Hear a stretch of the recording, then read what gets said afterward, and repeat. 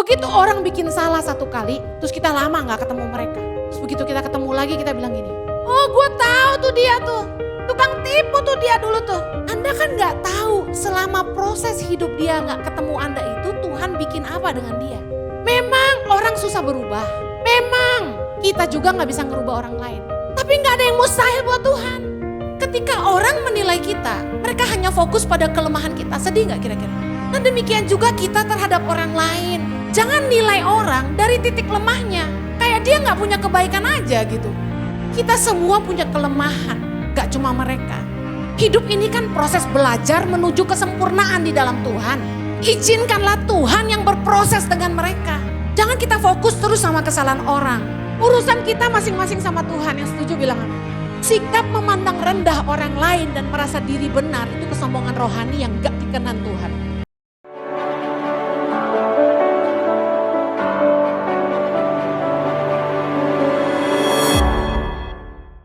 Entah menghormati semua orang tapi dengan judul menghormati tanpa menghakimi. Saya ingin menyapa juga untuk jemaat online Impact Community Indonesia, berdoa firman Tuhan ini jadi berkat bagi Anda semua. Orang seringkali gagal menghormati orang lain karena memandang mereka itu rendah. Kenapa memandang orang lain rendah? Karena setiap kita ini punya penilaian tersendiri terhadap semua orang. Kita tuh jago nge-branding orang gitu. Dan begitu orang-orang ini kita anggap gak baik, kurang oke, gak bener hidupnya. Kita cepat sekali branding orang dan itu membuat kita gak bisa menghargai mereka. Contoh, ketika orang menganggap orang lain, orang berdosa, orang kafir. Otomatis tuh orang gak respect gitu. Kenapa ketika ada orang Kristen yang katakan jatuh dalam dosa? Katakanlah mereka bercerai. Mereka langsung menghilang tuh dari komunitas. Mereka langsung menghilang tuh dari gereja. Ada gak teman-teman yang gitu? Kenapa coba? Karena mereka takut dihakimi. 1 Petrus 3 ayat 18a berkata gini. Sebab juga Kristus telah mati sekali untuk segala dosa kita. Ia yang benar untuk orang-orang yang tidak benar. Supaya ia membawa kita kepada Allah. Saya sering bilang bahwa gereja itu bukan tempat orang-orang benar. Tetapi tempat orang-orang yang butuh dibenarkan oleh Kristus. Katakan amin. Saya berdoa jemaat gereja Impact Community Indonesia punya satu budaya bahwa kita tidak boleh saling menghakimi. Yang setuju katakan amin.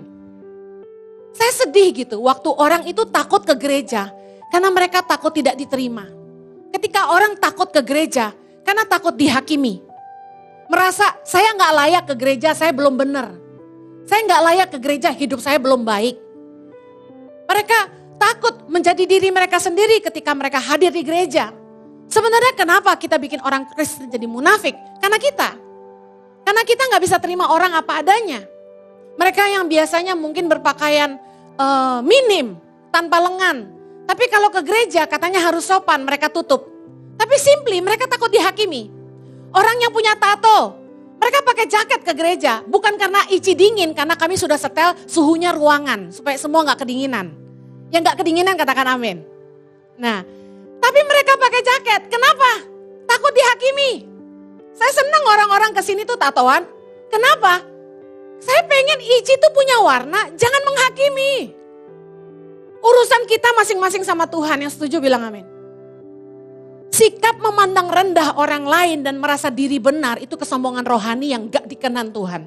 Kita lihat sama-sama ayatnya, saya mau Anda ikut baca. Di rumah yang jarang baca firman, ayo baca sama-sama. Lukas 18 ada di layar, perumpamaan tentang orang Farisi dengan pemungut cukai ayat 9. Dan kepada beberapa orang yang menganggap dirinya benar dan memandang rendah semua orang lain, Yesus mengatakan perumpamaan ini. Ada 2 orang pergi ke bait Allah untuk berdoa. Yang seorang adalah Farisi dan yang lain pemungut cukai. Ayat 11. Orang Farisi itu berdiri dan berdoa dalam hatinya begini.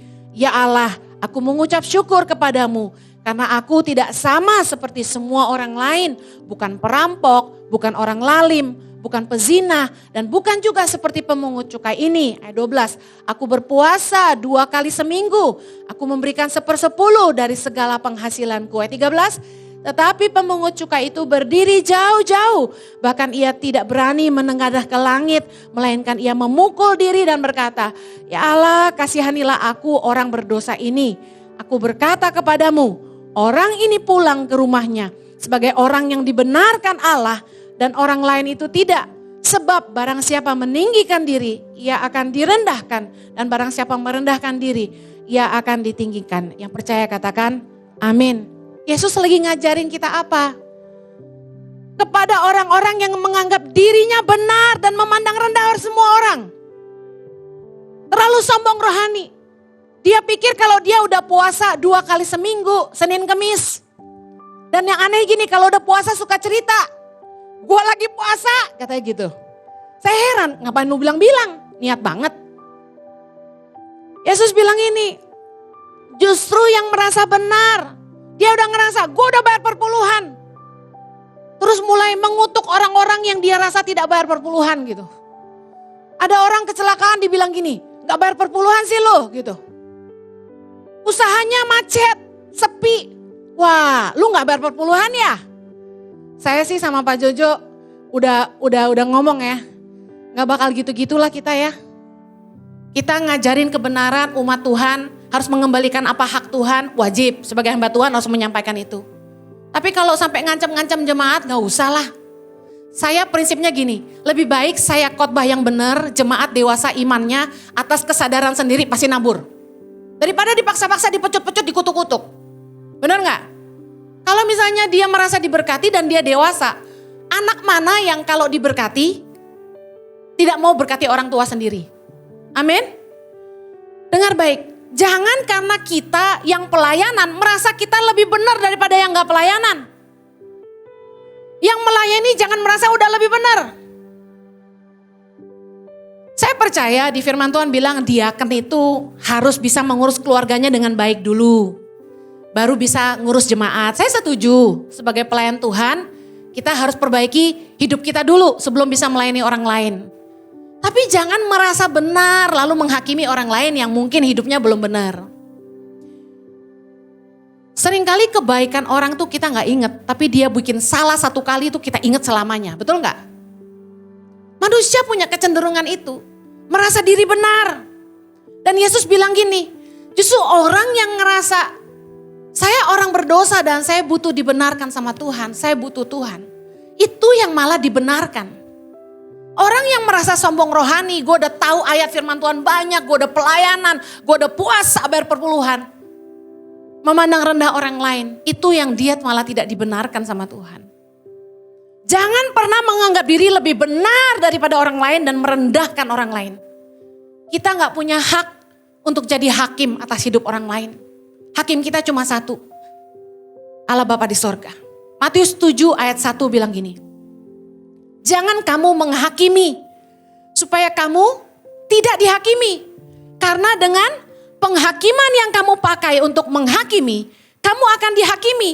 Dan ukuran yang kamu pakai untuk mengukur akan diukurkan kepadamu. Saya mau tanya, berapa banyak jemaat Tuhan di sini yang ingin diampuni oleh Bapa di sorga?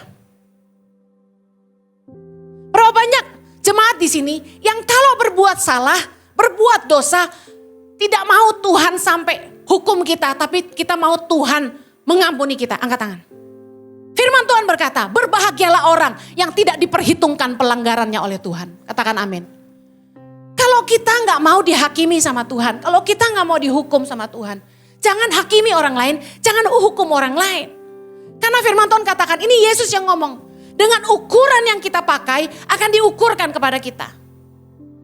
Waktu saya belum menikah, saya masih anak-anak, saya marah sama papa mama saya. Kenapa bercerai? Kenapa kawin lagi? Bikin susah gua. Kenapa menjadi orang tua yang seperti ini dan seperti itu? Tapi setelah saya menjalani pernikahan, saya mulai mengerti bahwa pernikahan itu tidak semudah ceritanya. Banyak yang komen di Instagram, teori begitu mudah diucapkan. tidak semudah menjalaninya. Makanya saya gak pernah menghakimi orang yang bercerai, kenapa? Gak gampang.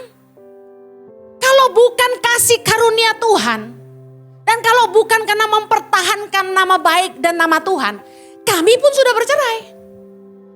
Ya gak Jo?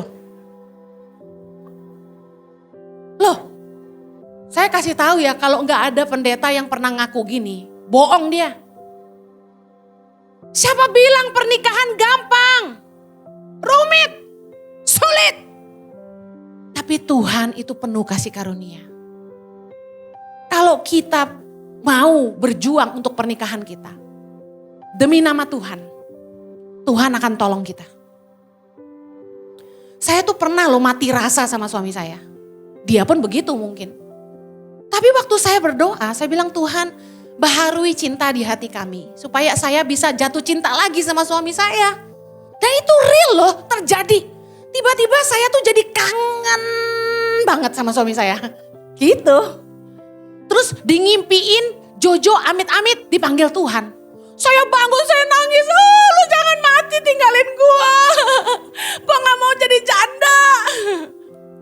Ini Indonesia mau dibawa kemana kalau kamu gak ada gitu. Waktu harus memberkati pernikahan di luar kota, waktu harus perjamuan kudus dan lain-lain, saya menyerahin ke suami saya. Waktu jemaat mulai nanya teologi yang susah-susah, saya serahin ke suami saya. Jadi begitu, suami saya gak ada, saya mau jadi apa gitu. Saya sih berdoa kalau Tuhan panggil dua-dua barengan. Ya, jangan pakai ukuran apapun untuk mengukur orang lain. Udah deh, urus dirimu sendiri, pastiin lu bener. Ngejalanin firman Tuhan. Rumah tangga sendiri bener. Jangan kepo. Ih, tuh anaknya dia belum kawin-kawin lu.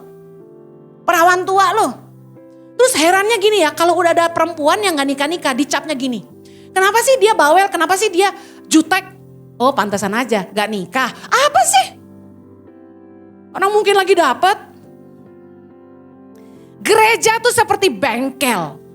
Kita akan dapat orang-orang yang butuh direparasi di sana sini. Setuju gak? Siapa sih yang sempurna? Kita gak boleh tuh nilai orang justru dari titik lemahnya. Kan kita semua punya kelemahan. Tapi kita juga punya kelebihan. Kadang-kadang sedih deh. Misalnya gini, kita udah baik nih sama staff katakanlah. Kita baik sama staff kita. Tapi satu kali aja kita bikin kesalahan. Misalnya kita marah dan marahnya sampai meledak. Saya pernah ya. Nah, kesalahan sekali itu merusak kebaikan yang banyak. Yang diingat dan diomongin kesalahan mulu. Heran. Sedih gak kita? Kalau orang tuh nilai kita dari titik lemah kita. Di branding tuh Ibu Heni tukang marah-marah. Itu ya, kamu dengerin si kakak-kakak yang kalau khotbah teriak-teriak ya. Kamu dengerin khotbah Ibu Heni marah-marah ya gitu. Gak apa-apa sih, lucu buat saya. Tapi ketika orang menilai kita, mereka hanya fokus pada kelemahan kita. Sedih gak kira-kira? Nah demikian juga kita terhadap orang lain. Jangan nilai orang dari titik lemahnya. Kayak dia gak punya kebaikan aja gitu. Kita semua punya kelemahan, gak cuma mereka. Hidup ini kan proses belajar menuju kesempurnaan di dalam Tuhan. Izinkanlah Tuhan yang berproses dengan mereka. Jangan kita fokus terus sama kesalahan orang. Di dalam kita bersosialisasi, pasti adalah orang-orang yang gak cocok di hati kita. Ya gak? Kok dia gitu sih? Kok dia gini sih? Tapi saya belajar gini, kita harus belajar menghargai semua orang, bahkan orang yang lemah di mata kita. Kenapa? Tuhan itu punya tujuannya untuk kita masing-masing. Contoh, satu kali ketika saya tapping Impact Woman, ada sebuah pertanyaan begini. Katanya ada teman kantor yang dia itu maunya menonjol.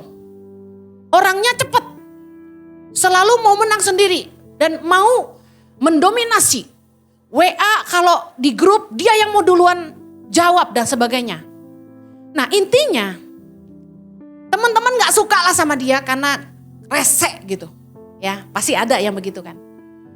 Terus saya diam dan saya dengerin orang ini cerita. Saya tahu siapa yang dia maksud. Saya bilang gini, itu kan pendapat kalian teman-teman kerja. Bagaimana pendapat bosnya?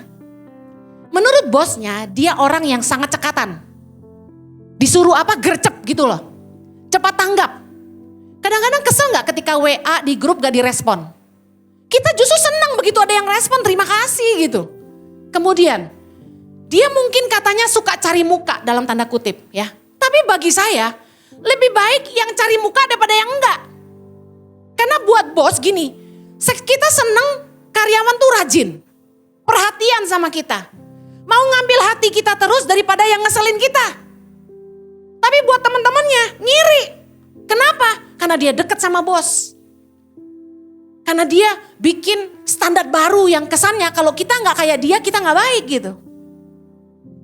Padahal kalau saudara perhatikan skenario cerita yang saya bagikan barusan yang real ini, nggak ada yang salah sama orang ini, bener nggak? Dia kerja baik, dia baik sama bosnya, tapi teman-teman yang nggak seperti dia nggak suka sama dia. Teman-teman ngelihat dia cari muka, sok rajin, sok mau dulu-duluan, sok mau menang sendiri. Dalam hidup kita, ada orang-orang pasti yang kita gak suka. Orang-orang yang gak serk di hati kita. Makanya gak heran, anak-anak kecil tuh ada yang dibully. Begitu mereka lihat, you're a freak, pakai kacamata, rajin belajar, maaf, agak gemuk, dikerjain. Kasian loh di sekolahan. Anak yang baik-baik biasanya yang dikerjain sama yang nakal-nakal. Lihat lagi teman-teman kantor. Ada gak teman-teman kantor yang dijauhin? Ada. Kenapa? Karena menurut kita dia gak keren. Dia freak. Dia nyebelin. Kita tuh semua seringkali branding orang dengan kelemahan mereka. Saya capek ketika dengerin kanan kiri tuh komplain tentang si A, si B. Saya mulai melihat dengan kacamata Tuhan gini. Tuhan tuh mencintai semua orang. Saya punya 3 anak dengan karakter yang berbeda. Saya sayang 3-tiganya, anak kandung. Tapi mungkin yang cicinya gak suka sama adiknya. Adiknya nyebelin buat dia. Tapi saya sayang 3-tiganya, bisa paham ya? Hanya karena kakaknya gak bisa terima kelemahan adiknya, bukan berarti adiknya salah gitu kan. Masing-masing kita pasti ada kurang dan lebih lah. Kalau mau berteman kita bisa pilih-pilih. Tapi kita gak boleh benci sama orang. Tuhan mau kita menghargai semua orang. 1 Korintus 12 ayat 22-26 bilang gini. Malahan justru anggota-anggota tubuh yang nampaknya paling lemah yang paling dibutuhkan. Ayat 23. Kepada anggota-anggota tubuh yang menurut pemandangan kita kurang terhormat, kita berikan penghormatan khusus. Saya mau angkat cerita yang real yang mungkin bagi Anda menjijikan. Ya. Anggota tubuh yang paling lemah, yang kurang terhormat, bagian mana? Coba bagian mana? Pick one. Kalau wajah biasanya kelihatan terhormat ya, harus dijaga. Paling dirawat di muka nih, bener gak? Rambut paling dijaga, betul gak? Mana yang paling kurang terhormat coba? Be real. Pak Teddy apa ayo? Gak berani ya? Apa dong? Kelingking? Enggak ya? Kelingking butuh gak? Terhormat gak? Buat kili-kili kalau ada yang nyangkut. Ya gak? Jari penting gak? Penting. Sakit satu demam gak? Sakit. Mana yang kurang terhormat kira-kira? Yang gak paling diperhatiin? Beda-beda orang lah ya. Mungkin jempol kaki. Tapi mari, jujur. Bagian dalam ini. Ngerti maksud saya? Ini gak khotbah jorok, ini beneran. Bagian dalam ini. Mungkin yang di online bingung, bagian mana yang ditunjuk Bu Heni karena di TV-nya gak kelihatan. Bagian bokong dalam. Saya kasih tahu ya. Begitu Anda ambeien, enak gak? Kagak bisa duduk. Kita mah ya muas-muasin mulut, bener gak? Makan tuh cabe. Makan bakso, paling sedap, pedas, asem, kasih kecap dikit, hajar boleh. Makan bakmi, cabe banyak. Makan gado-gado, cabe berapa? 10. Hajar. Yang dihargai mulut. Yang enak perut. Tang sengsara. Waktu saya bawa grup ke Israel kemarin, hari pertama saya sakit. Saya sakit asam lambung. Wah, perut saya bunyi. Aduh, sakit banget. Saya menderita banget. Di bus saya nahan, saya diem. Saya bilang, Jo, aku gak turun ya ke situs pertama. Saya duduk, gosokin minyak kayu putih terus. Anda tahu dong kalau lagi kembung gitu bawaannya apa? Buang angin. Sedangkan gua bawa grup di bus. Ini Ibu Pendeta Henny Christianus. Masa tukang kentut? Malu kan? Jadi saya tahan. Nahan makin sakit. Saya tunggu mereka semua turun dari bus. Saya lepaskan bus. Udah gitu saya diare. Sedap gak tuh bawa grup diare? Di Mesir 3 hari itu saya menderita. Saya gak minum kopi 3 hari, itu penderitaan yang berbeda lagi. Ya, saya buang air terus. Waduh, di hotel itu malam itu 15 kali. Sampai berdarah, you know. Sampai berdarah. Sampai saya bilang gini, Jo, kok sampai berdarah nih? Waduh, Tuhan ingetin gini. Kadang-kadang dalam hidup kita, ada orang-orang yang kelihatannya, ada gak ada dia tuh gak penting. Kita tuh gak butuh dia. Dia tuh gak bagus-bagus banget. Dia gak datang sekali hari Minggu juga gak berasa. Tapi saya kasih tahu gini. Kita tuh ada di sini karena punya tujuan Tuhan masing-masing dalam hidup kita. Dubur itu kelihatannya tidak berguna kelihatannya. Ya enggak? Enak aja loh. Penting lagi. Penting itu. Kebutuhan tiap hari. Tapi kan kurang terhormat. Bener enggak? Enggak pernah di make up kan? Anda kan milih pakaian dalam merek-merek itu bukan karena demi duburmu. Anda pamer kan celana jeans anak muda dipelorotin sampai segini, bener gak? CK. Apa sih merek-merek sekarang? Emang di KNY keluarin gitu? I don't know lah, karena suami saya gak kayak gitu. Anda bukan karena Anda pakai barang bermerek di dalam ini bukan demi duburmu, bukan? Kalau bisa dibilang bagian dubur tuh gak dirawat. Tapi itu berguna. Kadang-kadang dalam hidup kita ada orang-orang yang kelihatannya kurang bagus, kurang cantik, lemah. Tapi dia di sini karena Tuhan mau dia di sini dan Tuhan punya tujuan buat hidup dia di sini gitu loh. Masa hidup orang gak berguna? Pasti ada fungsinya. Bagi kita gak boleh mengecilkan siapapun. Bisa paham firman Tuhan? Jangan pakai kacamata kita untuk nilai orang lain. Pakai ukuran Tuhan. Kalau Tuhan yang kirim dia di sini, kenapa kita mau usir dia dari sini? Makanya gak heran gereja pecah-pecah terus. Karena kita gak bisa terima kekurangan orang. Ada orang-orang yang seolah-olah kita gak butuhkan, tapi Tuhan kirim mereka ke tengah-tengah kita untuk tujuan masing-masing. Kita tuh gak boleh membranding orang itu dari kesalahan mereka di masa lalu. Karena gini, setiap orang bisa berubah. Begitu orang bikin salah satu kali, terus kita lama gak ketemu mereka. Terus begitu kita ketemu lagi kita bilang gini, oh gue tahu tuh dia tuh. Tukang tipu tuh dia dulu tuh. Gue inget dulu tuh, wah dia tukang tipu. Waduh, Anda kan gak tahu selama proses hidup dia gak ketemu Anda itu Tuhan bikin apa dengan dia. Memang orang susah berubah. Memang kita juga gak bisa ngerubah orang lain. Tapi gak ada yang mustahil buat Tuhan. Satu kali teman-teman saya waktu SD SMP katanya lihat saya di Instagram mereka saling bicara dan mereka bilang gini.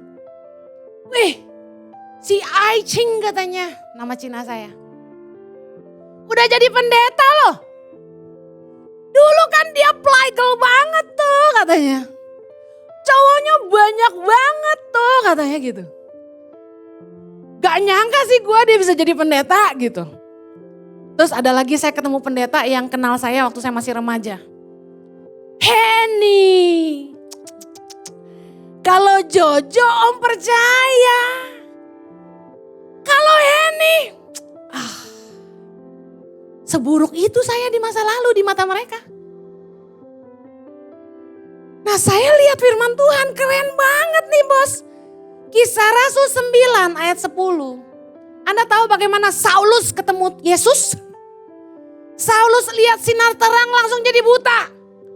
Terus Tuhan bilang sama Saulus, pergi, akan datang orang bernama Ananias mendoakan dia. Kita baca ayat 13.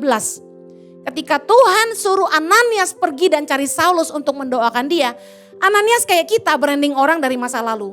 Tuhan, dari banyak orang yang telah kudengar tentang orang itu, betapa banyaknya kejahatan yang dilakukannya terhadap orang-orang kudus-Mu di Yerusalem. Dan ia datang kemari dengan kuasa penuh dari imam-imam kepala untuk menangkap semua orang yang memanggil nama-Mu. Tetapi firman Tuhan kepadanya, pergilah, sebab orang ini adalah alat pilihan bagiku untuk memberitakan namaku kepada bangsa-bangsa lain serta raja-raja dan orang-orang Israel.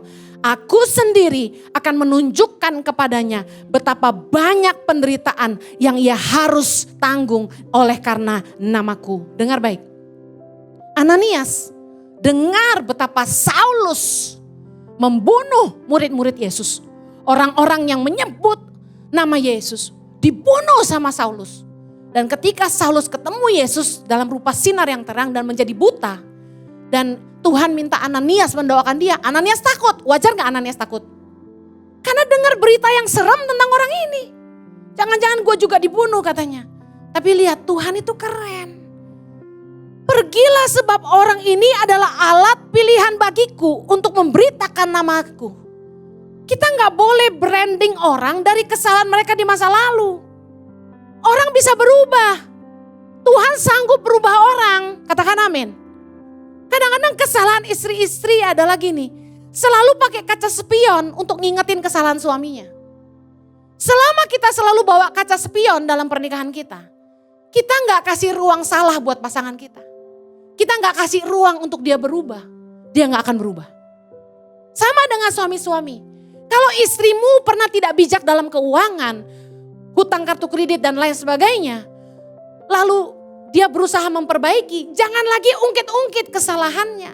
Kalau istrimu pernah selingkuh misalnya. Dan dia bertobat, dia mau balik lagi sungguh-sungguh. Jangan ungkit-ungkit lagi kesalahannya. Lupakan saja. Kenapa? Ketika di dalam pernikahan kita selalu ungkit-ungkit kesalahan pasangan kita. Kita gak kasih ruang dia untuk berubah. Kita gak kasih mereka kesempatan untuk bisa buktikan mereka mau berubah gitu. Kalau Tuhan aja kasih orang kesempatan kedua, kenapa kita menghakimi mereka? Seperti Tuhan mengubah Saulus jadi Paulus. Tuhan mengubah wanita berdosa menjadi pemenang jiwa. Tuhan juga sanggup ubah hidup kita dan pakai hidup kita. Katakan amin. Kalau Tuhan sanggup ubah hidup saya dan pakai saya hari ini untuk kemuliaan namanya. Tuhan juga sanggup ubah masa lalumu yang buruk dan pakai hidupmu untuk jadi alat di tangannya. Katakan amin. Mari belajar, hormatilah orang lain. Berilah ruang salah dan kesempatan untuk berubah. Hanya karena mereka lemah, kurang baik di pandangan kita, bukan berarti mereka gak berharga bagi Allah. Justru saya belajar gini, orang yang sadar dosanya banyak, biasanya lebih sungguh-sungguh melayani. Karena mereka tahu mereka sudah diampuni. Orang yang sadar dulu dia dosa banget, begitu Tuhan pulihkan hidupnya, luar biasa Tuhan pakai dia. Yang terakhir saya mau tutup. Beda pandangan bukan berarti orang lain salah. Beda pandangan bukan berarti orang lain salah. Yang tidak makan babi tidak lebih benar daripada yang makan babi. Demikian juga sebaliknya. Kadang-kadang kita suka menghakimi orang dari cara mereka menjalani hidup mereka. Saya cuma kasih contoh sederhana tentang makan babi. Kita tahu bahwa firman Tuhan berkata dalam Matius 15 ayat 11, Yesus bilang gini, bukan yang masuk ke dalam mulut yang menajiskan orang, melainkan yang keluar dari mulut, itulah yang menajiskan orang. Kita ngerti bahwa Yesus bicara soal hati kan. Hati yang jahat itu yang membuat kita najis. Tapi Rasul Paulus juga bilang gini, 1 Korintus 8 ayat 8. Makanan tidak membawa kita lebih dekat kepada Allah. Kita tidak rugi apa-apa kalau kita tidak makan dan kita tidak untung apa-apa kalau kita makan. Tapi jagalah supaya kebebasanmu ini jangan menjadi batu sandungan bagi orang yang lemah. Ayat 12 saya lompat.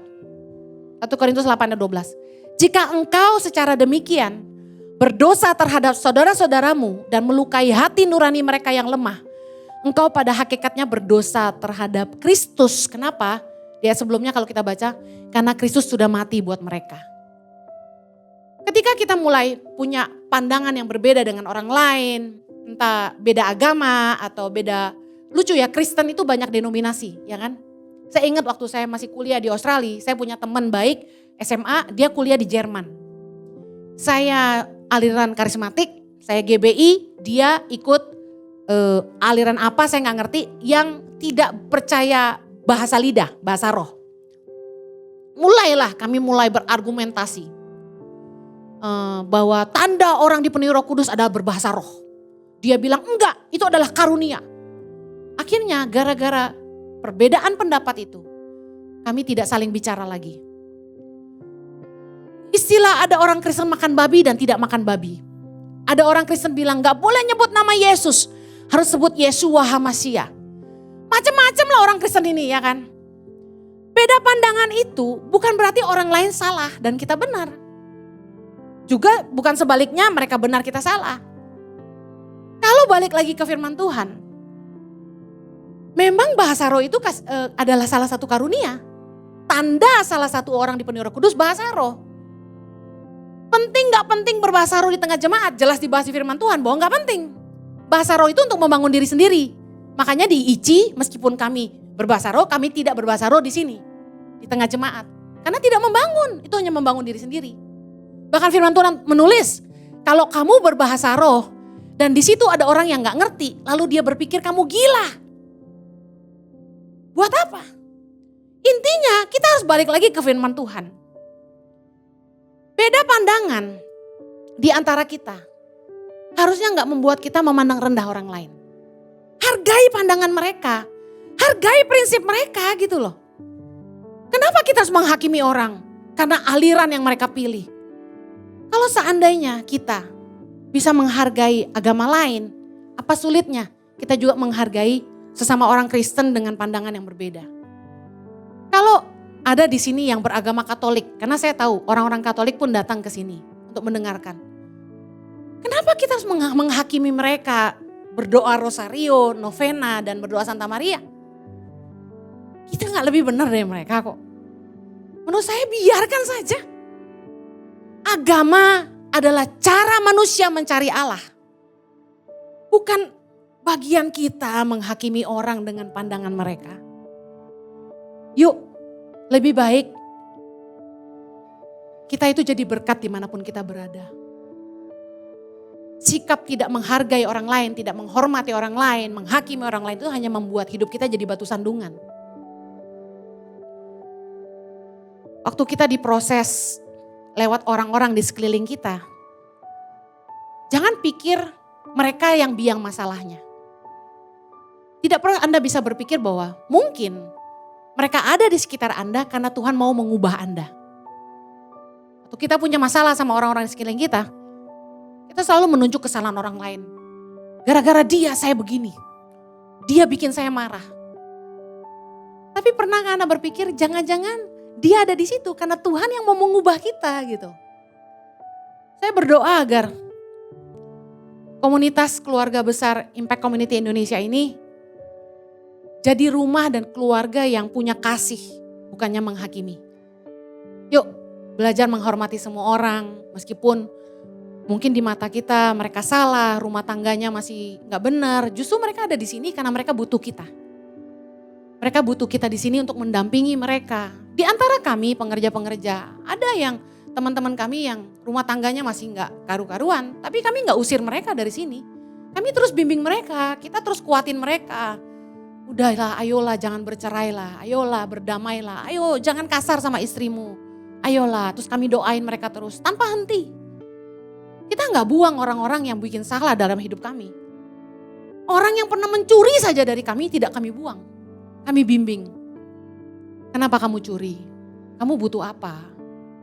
Orang-orang yang pernah sampai memakai nama saya untuk ngutang. Pakai nama Tangan Pengharapan buat ngutang. Saya dudukin. Kenapa kamu lakukan itu?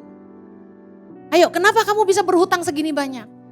Coba jujur, sini saya bantu. Saya bantu hitungin utangnya. Saya bantu pikirin jalan keluarnya. Kadang-kadang kita terlalu cepat menghakimi orang. Sampai kita gak bisa menghormati dia, kita pandang rendah. Ih, banyak utang. Ih, ganti-ganti pacar. Ih, kawin cerai. Ih, ada aja penilaian kita sama orang. Kenapa kita gak jadi berkat aja buat dia gitu loh. Apa yang saya bisa bantu gitu kan. Apa yang terlalu sulit. Ini fungsinya gereja gitu. Bukan untuk menghakimi, tapi untuk mengasihi. Saya berdoa besok Anda kembali ke tempat kerja. Anda mungkin yang pengusaha kembali ke perusahaan Anda. Anda ketemu dengan staf-staf yang bermasalah. Anda bisa punya dua pilihan. Ngedidik orang, ngebimbing orang, atau membuang orang. Beri waktu buat yang bisa dibimbing. Sampai memang dia gak bisa dididik. Izinkan dia keluar. Tapi selama kita dikasih Tuhan kesempatan untuk mengasihi orang. Jangan hakimi mereka. Mari jadi Yesus buat mereka. Amen. Mari kita berdoa. Bapa di sorga, kami bersyukur untuk kebenaran firman-Mu. Biar kiranya kami boleh belajar untuk gak menghakimi tapi menghargai semua orang. Gak ngecap orang, gak membranding orang, gak mengkritik, gak menghakimi. Tapi kami kasih kesempatan ruang salah dan ruang kesempatan untuk berubah. Tolong kami supaya kami juga bisa belajar mengasihi mereka, menolong mereka. Supaya hidup mereka lebih baik.